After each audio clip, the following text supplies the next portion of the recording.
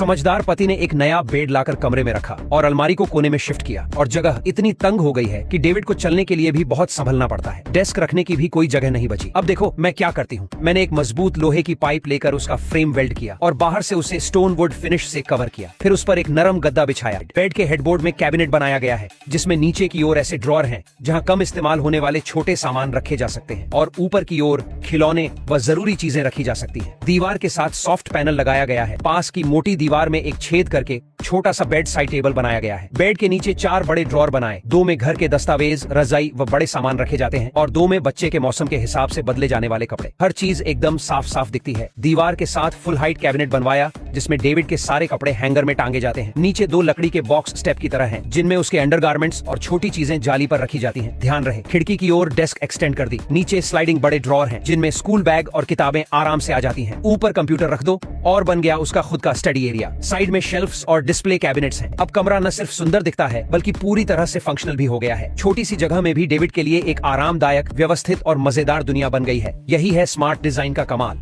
छोटे बेडरूम में अब बिस्तर को बीच में रखना छोड़ दो और फिर भी लोग बीच में बिस्तर रख देते हैं जिससे अलमारी को किसी कोने में ठूंसना पड़ता है। अब बताओ ऐसे में अलमारी के दरवाजे कैसे खुलेंगे? डेविड तो एक स्टडी टेबल रखना चाहता था लेकिन उसमें तो जरा सी भी जगह नहीं बचती। चलने का रास्ता भी इतना तंग हो जाता है कि जैसे किसी सज्जा की जगह में घुस गए हो। ऐसे में उसकी बेचैन माँ सामने आई और जैसे कमाल दिखा दिया। सबसे पहले बेड फ्रेम को कोने में फिट किया गया। बाहर की तरफ लकड़ी की सजावट की गई और उस पर स्लेट वाला बेस लगाया गया। बिस्तर के सिरहाने पर सॉफ्ट पैड लगाया गया। खिड़की के पास स्टोरेज कैबिनेट बनाया गया जो न सिर्फ चीजें रखने में काम आया बल्कि खिड़की से आने वाली ठंडी हवा को भी रोका। खिड़की के किनारे ड्रॉर वाले स्टेप्स बनाए गए जिससे और भी स्टोरेज मिल गया। बिस्तर के सिरहाने एक फ्लोटिंग स्टडी टेबल बनाई गई। साथ में ओपन शेल्फ्स लगाए गए जिससे एक स्वतंत्र स्टडी एरिया तैयार हो गया। दीवार के सहारे पूरे हिस्से में हैंगिंग कैबिनेट लगाए गए जिनमें किताबें और जरूरी चीजें रखने की जगह बन गई। बिस्तर के पैरों की तरफ स्लाइडिंग ड्रॉर बनाए गए जिनमें घर की बड़ी और कम इस्तेमाल होने वाली चीजें आसानी से रखी जा सकती हैं। ऊपर की तरफ एक बड़ी अलमारी बनाई गई जिसमें डेविड के सारे कपड़े आसानी से आ गए। इस तरह से छोटे बेडरूम को डिजाइन करके न केवल सभी जरूरतें पूरी की गईं,